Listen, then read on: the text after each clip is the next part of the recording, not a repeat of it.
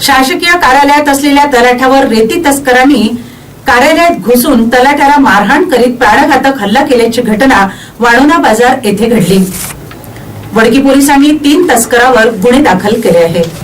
अवैध रेती तस्करीच्या प्रकरणातून कार्यालयात झोपून असलेल्या तलाठ्यावर 3 रेती तस्करांनी लोखंडी रॉडने हल्ला चढविला।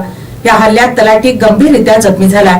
हल्ल्यानंतर 3ही तस्करांनी घटनास्थळावरून पसार झाले। हा प्रकार राळेगाव तालुक्यातील वाळोना बाजार येथे घडला।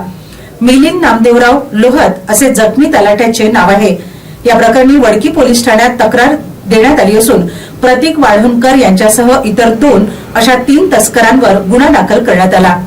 डोक्याला मार लागल्याने कार्यालयाशेजारील नागरिकांनी उपचाराकरिता रुग्णालयात दाखल केले। पुढील तपास वडकी पोलीस करीत आहे।